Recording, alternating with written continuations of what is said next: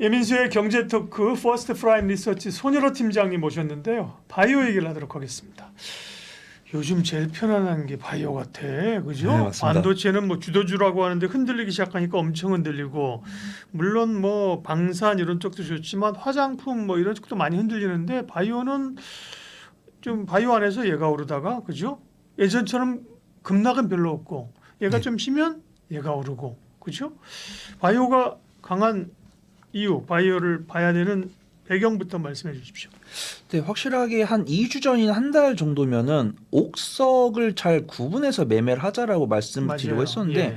정말 투심이 개선이 됐나 봅니다. 소위 네. 잡주라고 부르는 종목도 제가 종목명을 따로 언급을 하지 않겠지만 우리가 이 섹터에다가 제약을 쳐보시던가 네. 바이오를 쳤을 때 솔직히 우리가 안전하게 투자할 수 있는 종목은 제가 정말 많이 봐서 한 20개? 많습니다. 예, 20개. 20개 정도. 그렇죠. 근데 우리가 제약 섹터랑 바이오 보면은 시가총이 1,000억이 안 되는데 뭐 질병만 생기면 뭐 신약 개발했다고 뛰어드는 그런 기업들까지 포함하면 한 60개, 70개 정도 되는 것 같아요. 근데 그 종목들도 이 시가총액 가벼운 걸 무기로 막 상한가 가고 막 그러니까 최근에 또 그 유상증자랑 최대 주주 변경이랑 코로나19 관련 특허 얻었다면서 사연상 간 종목이 있습니다. 종목명은 말씀 안 드리겠는데 그런 것들 보면서 투심이 정말 개선됐다. 근데 그런 종목들을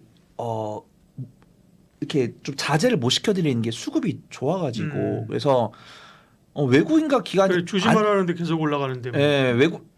그러니까 외국인과 기관이 자꾸 사니까 이거를 권해드리기 어려울 것 같은데 일단은 저는 안전한 종목만 권해드리겠다 이렇게 말씀 좀 그러니까요. 드릴게요. 근데 제약바이오 다시 네. 모두들은 것처럼 최근에 오르는 이유는 금리 인하 기대감 가장 커요? 그렇습니다. 일단 기준금리 인하 기대감으로 이제 제약바이오 강세 보이고 사실 기준금리 인하가 되면 수출주들은 강세를 이제 수입 종목들이나 어떤 연구개발 기업들 이제 자금 조달 리스크가 줄어드니까 좀 강세를 보는데 건설주보다 제약바이오 훨씬 더 강한 것 같습니다. 근데 이게 마냥 기대감뿐만 아니라 실적도 나오더라고요. 그래서 우리가 보통 그렇습니다. 미국과 중국이 싸웠을 때 반도체랑 2차 전지는 반사 수익도 있겠지만 피해가 있을 것이다. 이런 아이디어가 있는데 제약바이오는 피해보다는 이익밖에 없을 것이다. 왜냐하면은 이제 트럼프 대선 후보든 해리스 부통령이든 간에 서로 대통령이 되려고 하는 건 맞지만 중국을 견제하는 것은 동일하기 공통이죠, 때문에 그죠?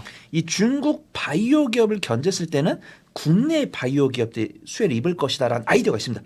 이렇게 아이디어만 있으면은 매매 관점으로 접근을 해야 됩니다. 근데 그 기업들이 실적이 나오니까 수익 관점으로 접근이 가능하게 된 거예요. 그래서 지금 보면은 물론 뭐 알테오젠이랑 삼천당 제약은 너무 유명해서 이야기를 안 드리겠지만 저번 달과 이번 달의 다른 점은 삼성 바로직스랑 셀트리온이 달라졌다라는 맞아요. 겁니다. 예. 그다음에 선반 많이 이 올랐어요. 제약바이오 CMO 사이에 비만 당뇨 치료제가 나왔습니다. 그래서 저는 비만 당뇨 치료제랑 CMO에 초점을 맞출 것이고 다음 달에는 뭐 AI나 이쪽도 좀 관심을 좀 더 볼게요. 그래서 지금도 이 우시바이오가 미국의 생물보안법을 통과하기 위해서 로비 자금이 4배가 증가했다는 사실 저는 우시바이오가 발등에 불이 떨어졌구나. 그러면은 국내 CMO 기업들 수혜를 입을 가능성이 상당히 높고 지금도 뉴스 꾸준히 읽어보시면 아시겠지만 바이오 보안법이 올해 연내에 통과가 될 것이다라는 기대감이 있기 때문에 올해 연말까지는 투자 가능해 보인다 그렇게 보고 있고요. 한 가지 제가 조금 보고 있는 거는 9월 달에 기준금리 인하됐을 때 차익이 나올까? 저는 그 부분 보고 있습니다. 그래서 투자 전략에서 한 번 더 강조를 드릴 건데 제약바이오에 대해서 네. CMO랑 비만 당뇨 치료제를 공략을 할 때 일단 매수를 하셨다가 9월 달에 기준금리 인하가 되거나 아니면 기준금리 인하에 대한 우려가 부식됐을 때 저는 8월 중순이나 8월 말 정도 봅니다. 잭슨홀 미팅 전후로 해가지고 정말 하면은 외국인과 기관이 내놓을 수도 있으니까 안 내놓으면 드라이빙 걸고 내놓으면 빠져나갔다가 다시 사는 전략이 괜찮아 보인다. 저는 그렇게 보도록 하겠습니다. 네. 그런 이제 외부적인 환경, 미국 대선, 미중 간의 관계, 금리나 이제 이런 거 말고 이제 제약바이오의 트렌드를 이제 좀 쫓아가 보자고. 오늘은 이제 비만 당뇨랑 CMO 쪽을 집중적으로 얘기를 하신다고 하셨으니까 비만 당뇨는 계속 기대가 있는데 일라일리랑 노보노디스크가 핵심에 있었는데 최근에 또 새로 개발한 쪽이 로시였나요? 로슈랑 바이킹 테라퓨틱스 있습니다. 네, 그러면서 이쪽이 이제 엘라이릴리나 노보노스크 기존의 업체들이 조금 네. 부담을 받았단 말이에요. 예, 이 흐름이 어떻습니까? 네, 확실하게 좀 순환매가 나온 것이 아닌가 그렇게 판단되고 있고요. 비만 당뇨 치료제 관련해서는 뉴스마다 시장 규모가 다 다르더라고요. 뭐 100조 시장이다라고 보는 이제 기자분도 계시고 네. 뭐 150조다라고 보신 분 계시고 제가 가장 세게 부르신 분 200조를 봤는데 일단은 뭐 그거를 가져가냐 마냐 보다는 관련 종목들의 좀 실적 추이나 이런 것들을 보면 될 것 같아요. 저는 원래는 한 몇 달 전까지는 일라일리가 비만 당뇨 치료제 1등이다라고 알고 있었는데 네. 노보노디스크가 1등이 맞는 것 같아요. 가장 먼저 이제 싹센다가 가장 먼저 나왔고 그렇죠. 그다음에 위고비 이제 제형 네. 변경에서 위고비 나왔고 일라일리가 이제 제반도가 나왔는데 그동안은 제가 정말 바보 같은 게 이제 일라일리는 미국 기업이기 때문에 네. 재무제표가 보입니다. 근데 노보노디스크는 이제 덴마크 기업이기 때문에 네. 이제 ADR 형식으로 이제 미국의 그렇죠. 이제 증권 상장돼 예탁 증권으로 있으니까. 딱 네. 상장이 되니까 재무제표가 잘 안 나오더라고요. 그래서 그래요? 제가 포를 봤는데 포가 안 나오길래 적자 기업인 줄 알았습니다. 근데 이제 선배님이 알려주더라고. ADR은 이렇게 재무제표 들어가서 봐야 돼. 그래서 보니까 노보노디스크 괜찮다 이렇게 보고 있습니다. 그래서 일라일리 같은 경우는 지금 퍼가 118 정도 되고 있고요. 근데 아쉽습니다. 제가 일라일리를 가장 맨 처음에 이제 알았을 때는 퍼가 한 90 정도 됐었는데 퍼가 올라갔습니다. 그래서 이거는 주가가 이제 일라일리 일봉 차트 보신 분도 아시겠지만 최근에 한 일주일 정도 밀렸어요. 그럼에도 퍼가 올라갔다는 거는 이제 실적이 조금 위축이 된다라는 것이고 노보노디스크가 원래 퍼가 70이었는데 43까지 떨어졌습니다. 네. 그다음에 EPS도 일라일리보다 높죠. 배당금은 좀 적은 상황인데 일단 이 부분은 이제 투자분께서 어떻게 보셔야 되는지 이제 생각하는지 봐야 될 것 같고 매출 총 이익률 같은 경우는 이제 일라일리가 높은데 뭐 영업이익률 순이익률은 노보노디스크가 높기 때문에 노보노디스크가 1등이 맞다. 퍼도 낮고 EPS 높고 배당금 조금 적지만 내실이 있어 보인다 이렇게 보고 있고요.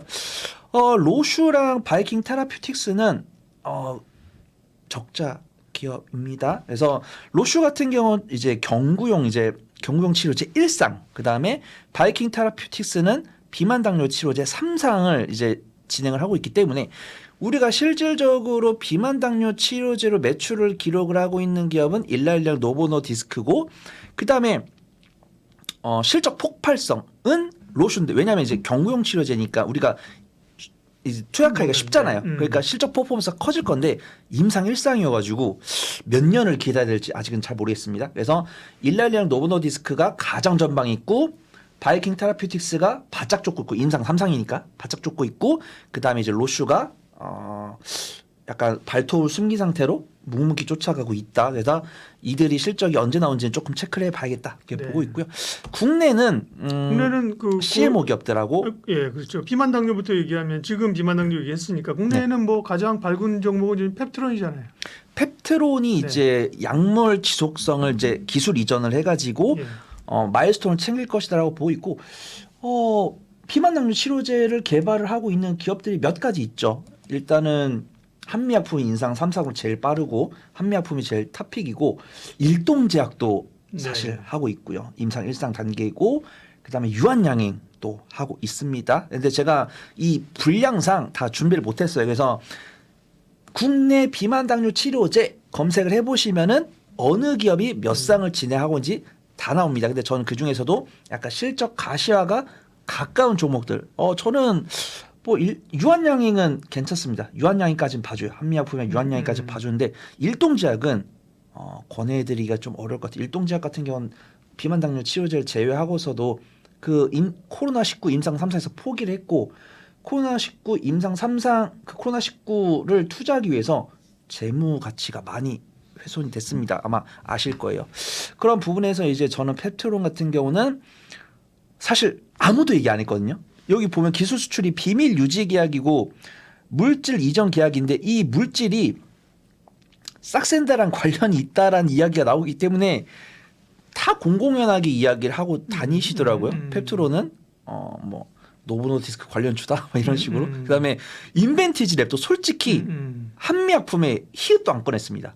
근데 인벤티지랩 리포트를 쓰신 분들의 리포트 읽어보면은 국내 기업 중에서 임상 3상을 진행을 하고 있는 기업이다인데 한미약품이 유일하거든요. 그래서 거의 뭐 이렇게 짝을 짓고 있는데 저는 이제 전 잘 모르겠습니다. 이렇게 유추만 하고 있습니다. 네. 삼성 바이오스랑 셀트리온 같은 경우도 CMO 얘기. 네. 예. 삼성 바이오스 실적 발표했는데 네. 굉장히 잘 발표를 했고 올해 4조 매출을 본다라고 보고 있는데 생각보다 퍼가 꽤 높습니다. 45 정도 됩니다. 셀트리온이 퍼가 25 정도 됩니다. 25 정도 되는데 이것도 되게 제가 이 셀트리온 관련 이야기 했는데 되게 웃긴 댓글이 있었어요.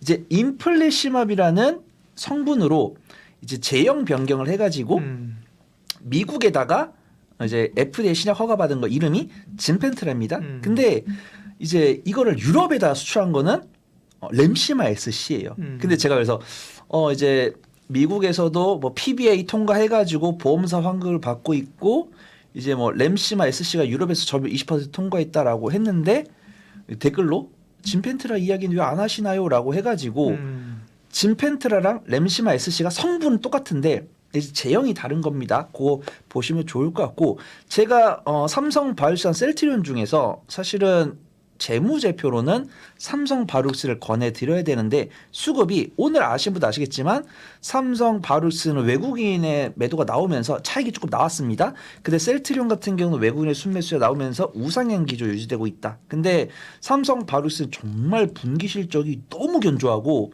올해 실적 잘 나올 거다라고 보고 있는데 셀트리온은 분기로 쪼개보니까 올해 상반기에 조금 못했더라고요. 올해 상반기에 못했지만 진펜트라가 미국에서 매출 가져다 줄 거고 렘시마 SC가 이제 유럽에서 실적을 가져다 줄 거니까 올해 하반기 실적 퍼포먼스를 기대해 보자. 그렇게 좀 주요 기업들 근황 요약해 보도록 하겠습니다. 네. CMO 기업들이 특별히 삼성바이오로직스가 힘을 냅니다. 그다음에 뭐 제약바이오는 항상 뭐 학회 모멘텀 이런 게 있잖아요. 네네. 뭐 그게 이제 1월에 JP 모건의 컨퍼런스인가요? 그다음에 아스코가 5월인가? 뭐 이제 3월에 있었고 3월인가요? 이번에 또 학회가 또 언제 7월 중순에 또 유럽에서 있다고 합니다. 예, 그런 모멘텀 좀 알려주세요. 그래서 일단 제 탑픽은 한미 약품을 말씀을 드릴 건데 이제 안정성 부분에서 제가 한미 약품을 말씀을 드리는 거고 네. 변동성 부분에서는 저는 뷰노랑 동아ST랑 샤페론을 좀 유심히 보고 있어요.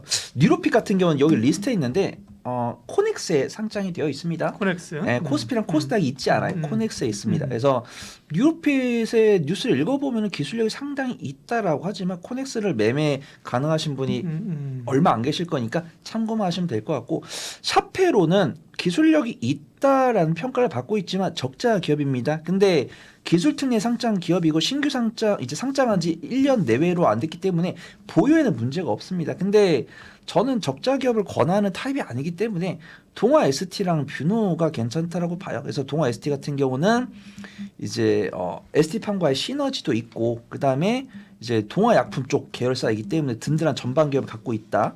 그다음에 뷰노도 저는 이 뷰노를 하필이면 지금 당장은 권해드리기 어려울 것 같습니다. 왜냐하면 시세가 나왔다가 밀리고 있거든요. 그래서 동아 ST는 지금도 접근 가능할 것 같아요. 지금도 제가 오늘 종가 보니까 71,500원 정도 되는데 외국인 순매수 들어왔더라고요. 그래서 동아 ST가 제일 안전해 보인다라고 보고 있고 뷰노는 지금 당장 공략을 하시기보다는 관심 종목에 넣어놓고 한 일주일 정도 좀 지켜봐야 되지 않을까 좀 보고 있습니다. 네, 한미약품 얘기를 좀 더 해야죠. 탑픽은 메인은 한미약품이니까 플러스로 뷰노랑 동아 ST를 붙여주신 거잖아요. 네, 맞습니다. 한미약품은 사실은 이제 모녀간에 이런 지분 경쟁 이런 것 때문에 좀 시끄러웠고 다시 또 지금 신동국 회장인가요? 정리가 좀 된 상황인데 이제는 사실은 기업의 내용을 보여줘야 되는데 그런 기대가 있습니까?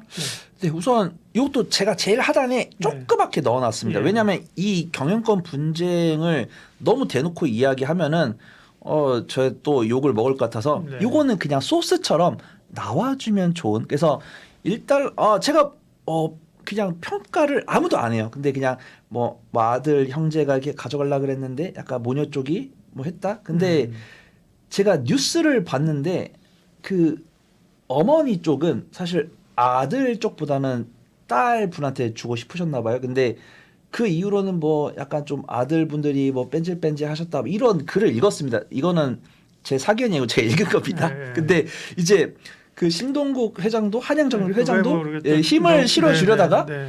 어떤 사모펀드랑 이야기가 되더니 뭐 이렇게 좀 빠졌다. 원래 힘을 실어주려다 빠졌다. 이 상황까지 왔어요. 네. 근데 이제 형제 쪽에서는 더 굳건히 하겠다고 이야기를 하고 있는데 이게 지금 이야기한 게 아니고 그러니까. 한 일주일 넘었습니다. 그래서 지금 약간 좀 소강 상태다. 근데 저는 그런 거는 그냥 소스로 이런 뉴스 나왔을 때는 약간 매도할 준비로 하시면 될 것 같고 그냥 한미약품 자체로만 보면 될 것 같아요. 한미약품의 재무제표는 거의 뭐 흠잡을 데가 없다라고 보고 있고요. 주가 수익비율도 15가 안 됩니다. 그래서 제약기업한테 주가 수익비율을 이야기하는 것이 뭐 말이 안 된다라고 보시는 분도 계시지만 이게 미들 언덕은 돼요. 내가 물렸을 때 미들 언덕이 됩니다. 내가 주가 수익비율 60인 종목을 물린 거랑 15인 종목을 물린 거랑은 다릅니다. 근데 한미약품 같은 경우도 오늘 윗골이 달린 양봉이지만 외국인의 순 매수가 들어왔기 때문에 우상기조 유지가 될 거다라고 보고 있고요. 뭐 본업도 굉장히 하고 있습니다. 그 중국에서 유아용 약품을 통해서도 실적이 나오고 있고 요 MASH라고 해가지고 메쉬. 네, 메쉬라고 해가지고 대사 이상 지방 간염인데 제가 또 공부한 티를 내면은 네. NASH 이제 비알코올성 간암 치료제인데 이게 2023년 연말에 있었던 학회에서 명명됐습니다. MASH로 명명이 돼가지고 이제는 NASH도 써도 되지만 MASH가 맞는 명명이다 말씀드릴게요. 그래서 머크사의 기술 수출한 이 MASH에 대한 마일스톤이 내년부터 꾸준히 들어오는데 이 로열티가 8,500억 원이 될 거다라고 보고 있기 때문에 그게 매출로 잡힐 것이다라고 보고 있고요.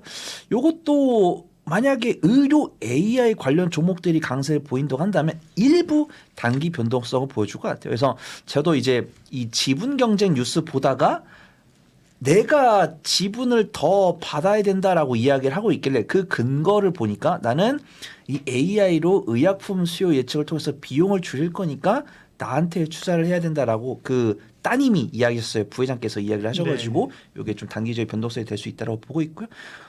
기본적으로는 사실 한미약품이 기술적 위치가 위험하지 않습니다. 상대적으로 다른 우리가 알고 있는 제약바이오, 삼성 바직스도 부담된 바직스요? 바이오로직스입니다.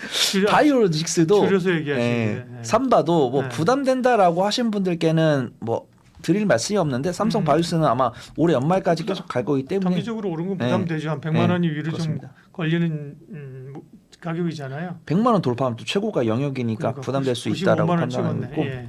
그래서 저는 차라리 셀트리온이 낫다라고 보고 있고 한미약품 같은 경우는 지금 이렇게 6월 7월 10일에 1차 상승 나온 다음에 61선 위에서 안착을 하고 있는데 수급 동향이 나쁘지가 않습니다. 뭐 물론 외국인과 기관이 매도하는 흔적도 있지만 매수 흔적이 월등히 높거든요. 그럼 요 아랫단은 외국인과 기관이 매수를 하고 있다라고 보고 있고 제가 말씀드린 것처럼 제약바이오 추이는 뭐 8월 중순이라든가 9월 초까지 지속이 될 거고 만에 하나 지분 경쟁 뉴스가 나와줬을 때는 그때가 이렇게 슈팅 나오면서 익절할 수 있는 기회가 되지 않을까 판단해 보도록 하겠습니다. 네, 제약바이오 얘기하셨습니다. 제약바이오는 뭐 가장 그 시장에서 핫한 종목은 HLB 3000단 제약. 그 다음에 유한양행을 주목해서 얘기 많이 하고 있고 바이오텍 가운데는 알테오젠, 그 다음에 ABL 바이오 요즘 많이 얘기하시더라고요. 네, ABL 바이오, 한올 바이오 파마. 네. 그런데 손여로 팀장님께서는 한미약품, 플러스 뷰노, 동아ST. 제가 다른 제약바이오 섹터는 또 준비해서 오겠습니다. 오늘은 이제 비만 당뇨하고 CMO 쪽으로 포커스를 맞춰서 봤기 때문입니다. 퍼스트 프라임 리서치 손여로 팀장님 함께했습니다. 고맙습니다. 감사합니다.